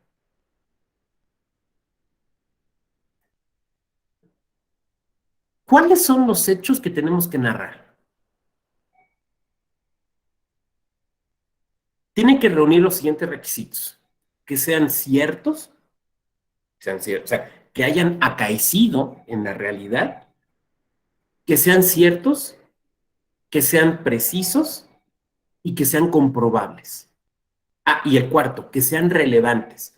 Son 4 requisitos los que tienen que tener una buena narración de hechos para una denuncia. Y así, bien hechos. Que sean ciertos, que sean comprobables, que sean precisos y que sean relevantes. Hay hechos que no son relevantes. Por ejemplo, si es un asunto que tiene que ver con el registro de una candidatura, por ejemplo, muchas veces lo que se hace es denunciar actos anticipados, ¿no? Porque fueron a registrar la candidatura y llevaron a la banda del pueblo y fue hasta la abuelita, el señor que vende tamales y terminando el evento ahí el candidato ya registrado, bueno, el aspirante a candidato, porque apenas acaba de registrar, no se ha resuelto todavía, se aventó un speech, ¿no? Entonces cometió actos anticipados, esa es típica, ¿no? En la narración de ese hecho, por ejemplo, nosotros podemos decir, el día 4 de febrero, en las instalaciones del Consejo Distrital ubicado en tal parte, tal partido presentó la solicitud de registro de fulano de tal como candidato. Perfecto. Eso es un hecho preciso, concreto, comprobable. Pero no tiene caso que nosotros le pongamos, y la gente estaba muy emocionada. Pues, ¿eso qué? Si alguien de ustedes me puede decir, pues se puede probar con los videos, ahí echaban porras y la marca. No, pero a ver, ¿pero es un hecho relevante? ¿Es un hecho relevante? Claro que no es un hecho relevante. O sea, el registro es el hecho relevante.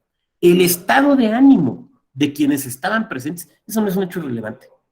Sería tanto como en un asunto familiar, por ejemplo, un divorcio, decir, me casé muy enamorado, pues eso qué. O sea, no es relevante. Es relevante cuándo se casó, con quién se casó, en qué condiciones, pero no que está usted feliz o que está usted triste. Bueno, entonces, relevante. Que realmente haya acaecido y que sea comprobable. A ver, tú recuerda que en tu escrito de denuncia, o en su caso en tu contestación, tienes que ofrecer las pruebas. Entonces, ¿para qué aduces un hecho que no puedes probar? Por ejemplo, quiero señalar que ya en otras ocasiones también habían hecho reparto de material de construcción. Ok, ¿qué ocasiones? Pues tales y tales días en tal lugar. Ok, ¿cuál es la prueba? No, pues no hay. ¿Cómo que no hay? A ver, ¿no hizo usted una oficialía? ¿No solicitó usted una oficialía electoral? No, pues no. Ok, hay notas de prensa, que sea, hay algo. No, pues no. Llevó a sus testigos para que presentaran su deposición ante notario y me trae aquí el testimonio notarial. No, pues tampoco. ¿Tú para qué lo dice? Pues porque sí pasó, pero ¿cómo lo puede probar? No, pues no lo puedo probar. Entonces, ¿para qué lo dice? ¿Sí me van siguiendo? Los hechos precisos. ¿Cuál es un hecho preciso? El que te establece circunstancias de tiempo, modo y lugar. Ese es un hecho preciso.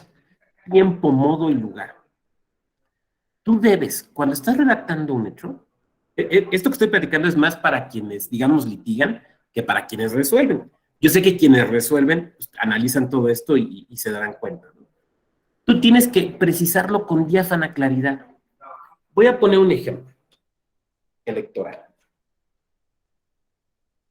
Suponte que vas a denunciar una pinta. Pintaron una barda, por ejemplo, en un lugar prohibido. Estoy pensando en algunas de estas ciudades coloniales mexicanas que son patrimonio, que sus centros son patrimonio de la humanidad. Entonces, en esos cascos de las ciudades que son patrimonio de la humanidad, tú no puedes pintar bardas electorales. Entonces, denuncias una que se pintó allí. Bueno, quiero que piensen en esto. Piensen en este momento, en la avenida más importante de su ciudad. Seguramente esa avenida tiene carriles de un lado y carriles del otro. Y seguramente tiene, por ejemplo, no sé, como la Ciudad de México, Insurgentes Norte y Insurgentes Sur, ¿no? Entonces, no sé, Juárez Norte, Juárez Sur. Y con circulación Oriente-Poniente o Poniente-Oriente. Si tú vas a hablar, vas a denunciar esa barda, tú tienes que ser absolutamente preciso. No basta con que digas, pues está en Juárez 24B, porque puede ser, ustedes lo saben, ¿no? Sobre todo quienes hayan trabajado en calle. Yo nunca fui notificador, pero sí fui encuestador del INEGI, entonces sé lo que es trabajar en calle. Que tenemos que en las calles en México, la numeración no está bien hecha, y luego se repite. Yo recuerdo una calle que tenía 3 números 7. O sea, se repite. Entonces, tú tienes que ser absolutamente preciso. La pinta que se encuentra en la barra en el número de Juárez 27B, sentido oriente, poniente, sur. Súper preciso, súper precisa. Porque si tú no eres preciso, yo al contestarte la demanda, la denuncia, simplemente te voy a decir, pues dice que en Juárez 24, pero no se sabe en qué sentido. No precisa tampoco la orientación de la avenida, si es en la parte norte o en la parte sur de la avenida. Por lo tanto, el hecho es oscuro y no me permite defenderme. Y como además ni siquiera existe una oficialía electoral, entonces, los hechos tienen que ser absolutamente precisos. Miren, en estas cuestiones de precisión, uno no peca de exceso, uno peca por defecto. Entonces, mejor hay que ser precisos. Les voy a poner un ejemplo. A ver, ahí les doy una pregunta. A ver, compañera Rosa Erika Gutiérrez, que andas por aquí. A ver, Rosa, imagínate que lo que vas a denunciar es un espectacular que está en una carretera. Ahí está en la carretera. Pero, pues, a veces nuestras carreteras no tienen indicados los kilómetros, ¿no? Entonces, pero además no está dentro de un pueblo o de una ciudad. Está ahí en la carretera. Tú no sabes con precisión qué kilómetro es. O sea, tú fuiste en tu vehículo y calculas más o menos, pues yo creo que está entre el 10 y el 14, calculas, ¿no? Pero no tienes certeza. Y yo te estoy pidiendo que seas muy precisa en circunstancias del lugar. Entonces, no puedes. ¿Cómo la ubicarías para que fuera lo más preciso posible? ¿Qué harías? Sí, buenos días, doctor. Pondría rasgos frente a una tienda de autoservicio, junto a pondría rasgos que se puedan identificar. Perfecto, me parece una buena idea. Ahora, como estamos aquí un poco en medio de la nada, a lo mejor no hay una tienda, pero puedes decir más o menos ubicada frente al cerro tal, ¿no? O aproximadamente a la altura de la mitad de la laguna tal que se alcanza a ver, ¿no? Muy bien. ¿Qué otros datos creen que pudiéramos nosotros aportar? Sobre todo pensando en que pues, casi todo el mundo ya traemos los telefonitos estos inteligentes. ¿Qué dato podríamos sacar?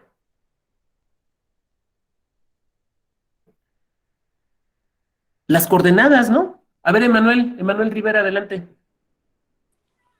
Precisamente eso es lo que iba a comentarle, las coordenadas, la altitud, latitud que da la aplicación de Google Maps. Exactamente, muchas gracias, Emanuel. Eso podemos hacer, y de hecho me ha tocado verlo. Poner las coordenadas. Entonces, sí, por ejemplo, esa sería una forma de establecer la mayor precisión posible. Humberto Lugo, habías levantado la voz. Adelante, Humberto. Levantado la mano, perdón. Levantado la voz, otra cosa. Sí, doctor, era en el mismo sentido. Ya ahora los teléfonos celulares pues tienen aplicaciones que nos dan datos precisos de la ubicación exacta de algún lugar, y creo que sería parte de la forma como podríamos nosotros poder ubicar, en este caso, el espectacular. Es cuanto. Coincido, Humberto, muchas gracias. Bueno, pues ese es un poco el ejemplo de lo que nosotros podemos ir haciendo. Emanuel, veo que levantaste la mano. Adelante, Emanuel. No, se me quedó marcada. Ah, perfecto. Ricardo Gabriel Martínez, adelante, Ricardo. Sí, maestro, también yo creo que es muy, muy indispensable, lejos de las coordenadas que te dan la ubicación de dónde está colocado el espectacular, también puede ser una evidencia fotográfica, pero que sea clara y precisa y bien tomada del propio espectacular, porque sucede que el día de hoy te ponen una cara de un espectacular y al día de mañana te ponen otra. Entonces sí es muy indispensable que las imágenes sean visibles, bien enfocadas, porque una mala imagen pues no te da la certeza, ¿no? Sí, desde luego, yo coincido con Ricardo. Fíjense que bueno, pues como ustedes saben, en este año hay elecciones en varios estados. Entonces aquí en la Escuela Judicial estamos dando una capacitación orientada sobre todo a los estados, a las entidades que tienen elecciones, y me toca ahí abordar el tema de oficialía electoral. Y ese es uno de los ejercicios que platico, el tema de que debe ser perfectamente ubicable, porque sucede lo que bien nos dice Ricardo, ¿no? Entonces, el clásico de que toman la foto así como súper cerrada, además como movida, entonces, ¿no? Se ve un pedazo de nube arriba, ¿no? Pues con una nube no vas a orientarlo. Entonces sí, desde luego sí. Y sabemos que tenemos muchas posibilidades, ¿no? Varios teléfonos tienen, yo no sé cómo, pero varios teléfonos tienen, por ejemplo, la posibilidad de la famosa foto panorámica, ¿no? Que te permite ubicar con mayor claridad el lugar. Entonces, por ejemplo, también pasa cuando haces la oficialía electoral. O sea, estás literalmente en la mitad de la nada, y cómo puedes dar certeza del lugar donde te constituiste. Pues, por ejemplo, mediante la ubicación específica de la aplicación. Creo que nos están escribiendo algo por acá. Ah, sí, nos están compartiendo la sentencia. Muchas gracias, la voy a leer con mucho detenimiento, ¿eh? Muchísimas gracias. Bueno, ¿cómo andamos de tiempo? Bien, me voy a regresar aquí a la presentación.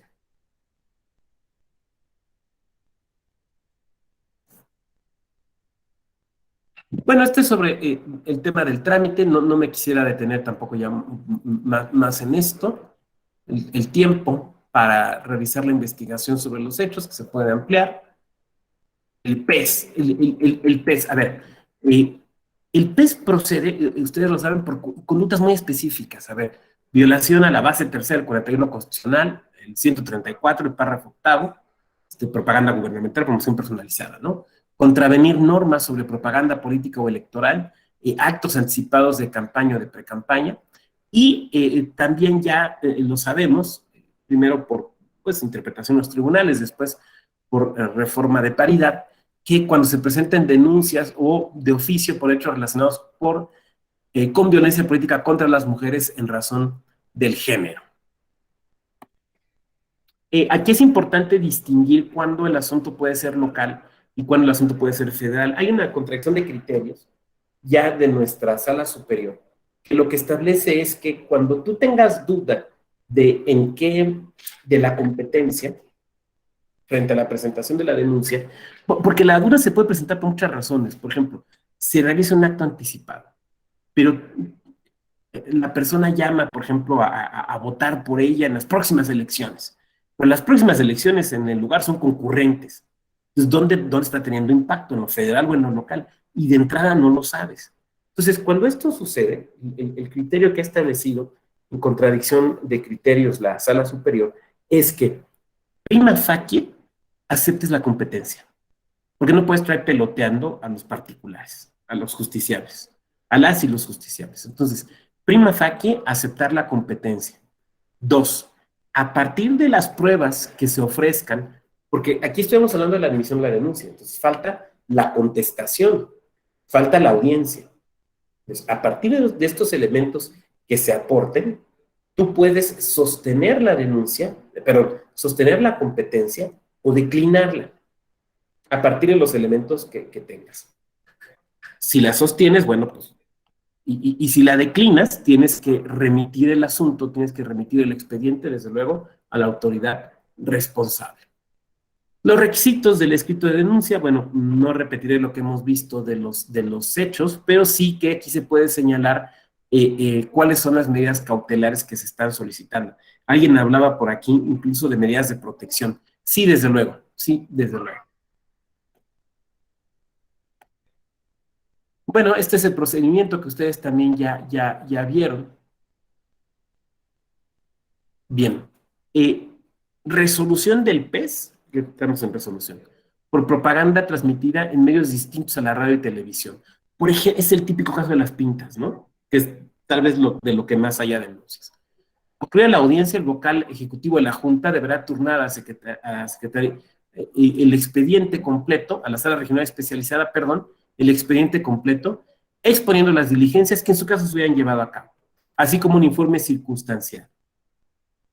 En el caso de que sea por radio y televisión, bueno, pues ya sabemos que esto lo instruye la Secretaría Ejecutiva del INE y por conducta de la unidad técnica, y sabemos que las cautelares las toma la comisión. Y el asunto sería turnado entonces a la sala regional, ahora, a la sala regional especializada. Ahora, desde luego, la sala regional especializada puede ordenar la celebración o la realización de ciertos actos o de ciertos requerimientos. Y estos requerimientos puede dirigirlos a la autoridad en específico o puede solicitar el apoyo de quien realizó la instrucción. Por ejemplo, de una vocalía del INE para efecto de obtener, por ejemplo, alguna constancia de información que obra en los archivos, no sé, de la Secretaría de Planeación y Finanzas Estatal o de un ayuntamiento, de un gobierno municipal, ¿no? Entonces, pues desde luego esto lo pueden ofrecer. Sobre el tema de violencia de género, bueno, pues ahí tenemos básicamente ya un curso muy específico, pero lo que nosotros podemos ver aquí es que los plazos son muy cortos, muy cortos, porque tiene que ver desde luego con la innecesaria protección inmediata de la persona. El tema de las audiencias y bueno. Sí, puede ejercitarse una facultad de atracción. Dice, en los supuestos establecidos por en el párrafo primero del artículo 474, si la conducta denunciada constituye una infracción generalizada o reviste gravedad, la Secretaría Ejecutiva del Consejo General del INE podrá traer el asunto. Quiero que observemos algo. Quien determina la atracción no es el Consejo General del INE, no es el presidente o la presidenta del Consejo General. Quien determina la atracción es, concretamente, la Secretaría Ejecutiva. Esta es otra tablita que les puede servir a ustedes también de orientación respecto del ámbito de lo local. Porque así como la de las sanciones, ustedes pueden construir una muy similar a esta, donde tengan las etapas procesales de cada uno de ellos, tanto en el ordinario como en el especial, y el señalamiento de los plazos. Esto es muy importante porque en ocasiones los tribunales electorales, incluso esto lo he visto con tribunales electorales locales, y determinan medidas disciplinarias hacia el funcionariado electoral por el retraso en el trámite de los asuntos. Ahora, yo sé que por regla general, cuando estos retrasos se presentan, es por motivo de la carga de trabajo, sobre todo cuando estamos dentro de un proceso electoral y nos están lloviendo los peces, ¿no? Entonces el jurídico es chiquito, aunque crezca un poquito el periodo electoral y nos lleven los peces, pero también hay que revisar los convenios de coalición, pero también hay que estar revisando los aspectos jurídicos de la documentación y material electoral, y de repente, aunque se nos amanezca trabajando, pues no terminamos los asuntos. Entonces, bueno, por eso es importante tener claro este cuadrito. También porque vale la pena que revises de tu legislación si tienes o no audiencia en ambos procedimientos, porque en algunos casos se tiene audiencia tanto en el ordinario como en el especial, en lo local, y en otros casos solo se tiene audiencia en el especial. Entonces sí, te solicito que hagas esta verificación. Pero este cuadrito continúa, ¿no? Como una mera ilustración. Los principios, esto ya lo vimos, no voy a repetir, porque esto ya los vimos. Pero los principios en la sanción. A ver, tenemos que determinar en nuestra resolución el tipo de falta. ¿Fue una falta por acción o por omisión? Las típicas faltas de omisión son las de la culpa in vigilando, ¿no? El partido no vigiló, no estuvo atento a la conducta de sus candidatas o candidatos, por ejemplo. El caso que yo les planteaba al inicio de esta sesión, donde una candidata en su página de Facebook, donde pues, sube ahí cosas de su pantalla, sube una foto que se toma con unos niños y unas niñas que se encuentran. La foto es así, la foto está la candidata hincada, abrazando a un niño, y hay un niño y una niña junto a ellos, y trae una playera de ella, o sea, de la candidata. Se les ven los rostros, y la candidata pone como pie de página de esa foto: visitando tal comunidad, me encontré a estos 3 niños, hablaba en plural masculino, me encontré a estos 3 niños con playeras de la campaña. ¿Cómo no tomarme la foto? Y lo que yo digo es, una cosa es tomarte la foto y otra cosa es subirla, ¿no? Son dos conductas distintas. Viola la ley y para ella es una conducta de acción. Para el partido es una cuestión de omisión. ¿Cuáles son los elementos subjetivos para efecto de poder determinar la responsabilidad y cuáles son los elementos objetivos? Los elementos objetivos son los hechos que dan lugar a las consecuencias. Los elementos subjetivos es la responsabilidad, el cuidado que debió tener la persona. En este caso, la sanción. La conducta puede ser dolosa o culposa. Una conducta culposa es una cuestión de negligencia. Una conducta dolosa es una cuestión intencional. Y no se castiga de la misma manera algo doloso que algo culposo. Por ejemplo, una conducta de omisión, no siempre, pero suele ser una conducta de negligencia. No tuvo el cuidado necesario. Una conducta dolosa es distinto. A ver, voy a poner un ejemplo.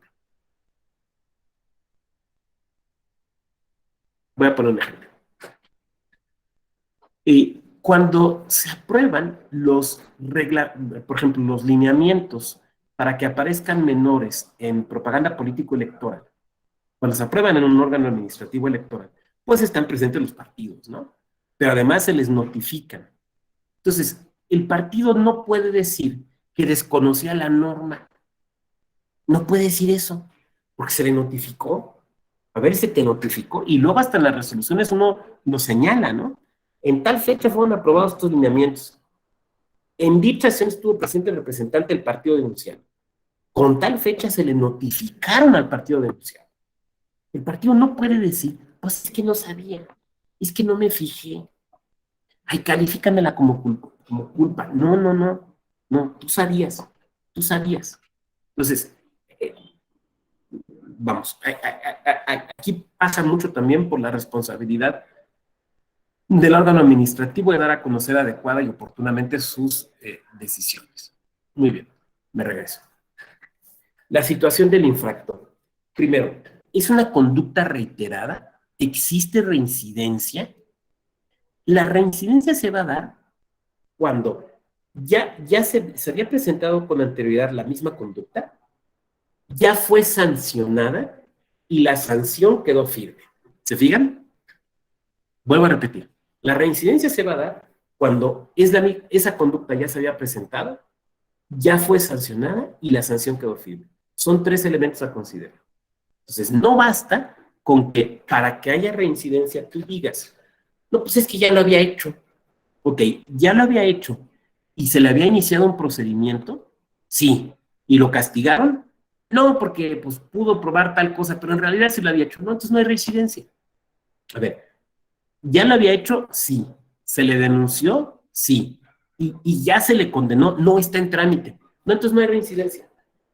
Para que haya la reincidencia, tenemos nosotros que demostrar que esa conducta, la persona, o en su caso el partido, ¿no? Cuando digo persona, me refiero a tanto concepto de persona física como persona moral. La persona ya sabía que eso estaba mal hecho. O sea, jurídicamente ya lo sabía. ¿Cuáles son las circunstancias de modo, tiempo y lugar con las que el acto fue ejecutado? ¿Cuál es la trascendencia de la norma transgredida? Porque podemos hablar, a ver, vamos a hablar primero de las circunstancias de tiempo, modo y lugar. Aquí ayuda mucho, mucho, que quien denuncie sea, la persona que denuncie, sea sumamente precisa en estos elementos. Por eso yo hace un momento, cuando hablaba de la demanda, hablaba de la necesaria precisión y claridad que la misma tiene que tener, porque son elementos a considerar para imponer la sanción. Cuando nosotros estamos elaborando la resolución, tenemos que tener absoluta certeza de esto, porque recordemos el indubio pro reo. Entonces, aquí no podemos tener dudas, tenemos que tener absolutamente certeza de qué sucedió y cómo sucedió. O en su caso, si es una omisión, qué debió haber sucedido y que no acaeció. Para calificar entonces también la sanción, para poder establecer la sanción adecuada, tenemos que tomar en cuenta también la trascendencia de la norma transgredida. Porque, ¿cuál es la naturaleza de la norma violentada? ¿Fue un lineamiento, fue un acuerdo, fue una ley, fue la Constitución, otra internacional? ¿Cuál fue la norma que se transgredió? Se transgredió una norma que tiene que ver de manera directa, por ejemplo, con la contienda, con la equidad en la contienda, esto es, la conducta afecta principios constitucionales, la conducta afecta no principios constitucionales de la materia electoral, sino decisiones fundamentales del Estado mexicano, por ejemplo, separación iglesia-Estado. Entonces, ¿cuál es la trascendencia de la norma afectada? Consecuencias, que bueno, pues son los efectos, intereses o valores jurídicos que pueden comprometerse. A partir de lo que buscaba la persona respecto a la cual tenemos que imponer la sanción. Por ejemplo, ¿qué buscaba? Inclinar la balanza o inclinar el terreno, digamos, de competencia electoral a su favor. ¿Qué buscaba? Menoscabar la posibilidad de que una mujer ejerciera sus derechos político-electorales. ¿Qué buscaba? Minimizar la participación política de una persona integrante de un pueblo o comunidad indígena. ¿Qué buscaba? Utilizar un estereotipo para lesionar a una comunidad que debe ser jurídicamente protegida. ¿Qué buscaba? Y eso, como pueden ver, de alguna manera se vincula con la trascendencia de la norma transgredida. Y la calificación de la falta puede ser leve o levísima, grave, y puede grave, ordinaria, especial, mayor, particularmente grave, o una infracción sistemática. Cuando ya es algo que, diría mi abuelito, cuando la burra va al trigo, está ahí constantemente. Una conducta dolosa va a ser grave. Ahora, tendremos que determinar ahí justamente el tema de qué tan grave puede ser a partir de la misma. Bien, yo quisiera abrir ahora un momento para sus reflexiones o sus comentarios.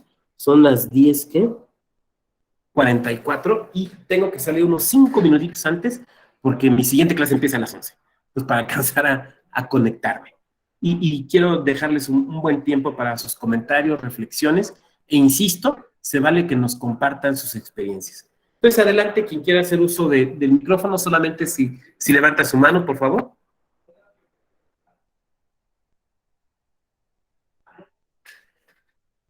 Manita electrónica. Ricardo Gabriel, adelante, Ricardo, te escuchamos. Pues antes que nada, maestro, agradecerle pues, su exposición, ¿no? Bastante interesante. Realmente sí he escuchado del PES, del POS, pero a mí lo que más me agrada de la materia electoral es precisamente esa, la forma y el poco plazo que se lleva para resolver un asunto en comparación de otras materias. Cada una tiene su debido procedimiento, pues ahora sí que lleva todo esto, ¿no? Pero realmente me queda un poquito más claro ya los conceptos que había tenido de estos dos tipos de procedimientos. Y la verdad que muy, muy interesante todo este tema, ¿eh? La verdad yo le agradezco la oportunidad de haberme dejado entrar aún y cuando ingresé unos minutos después.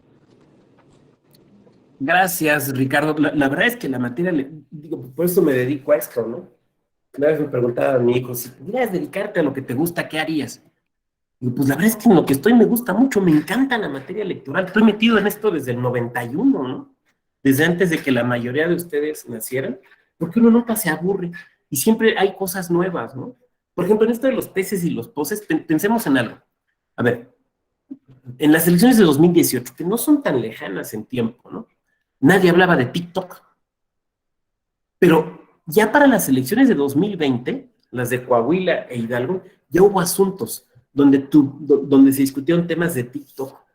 Siempre, cada elección nos trae una cosa nueva. O sea, ya no estoy hablando de las de 2021, sino de 2020. Ahorita que estamos en temas de revocación de mandato, ¿no? Bueno, pues ayer, por no ir más lejos, el día de ayer, una resolución muy importante de Sala Superior en esto. Entonces, en la materia electoral no tenemos margen para aburrirnos y la verdad es que también nos topamos con mucha creatividad. Miren, hablando de esto, ¿no? Y compartiendo experiencias, ahí les va otra. Un caso de un candidato independiente, lo denuncian, entre otras cosas, por mal uso de los recursos, ¿no? Entonces, este candidato independiente decían, y créanme que no me lo estoy inventando, créanme que no me lo estoy inventando, preguntaba si parte de los recursos que se le habían dado, que ya ven que es muy poquito, pero se les da, podía utilizarlo para una operación que necesitaba hacerse, una operación médica. La persona del área le dice, oiga, no, pues, ¿qué le pasa? Pero no le dijo así, obviamente, pero pues, en el contexto. Dice, no, porque ese dinero solamente es para las campañas. Entonces esta persona, el candidato, contesta, bueno, es que si no me opero no hay campaña porque me voy a morir. O sea, y yo sé que si nos ponemos a platicar estas historias de terror, todas y todos tendremos, así como para escribir una anecdotaria electoral.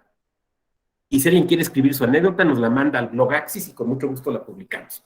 Muy bien, muchas gracias, Ricardo. Muy bien, ¿quién más? ¿Quién más? Veo a Jessica Evelyn Polanco con cara así como de duda, pero no sé, a lo mejor estoy malinterpretando. ¿Alguien más que quiera hacer un comentario o una reflexión? Bueno, si no fuera así, yo les agradezco y les agradezco también que me permitan concluir con unos minutitos antes, pero pues ahora sí que tengo que correr de salón a salón, porque sean salones virtuales. Les agradezco mucho y les deseo que continúen con mucho éxito en su diplomado. Muchas gracias. Gracias a usted, maestro. Buen día a todos, todas. Muy buen día. Buen día a todos.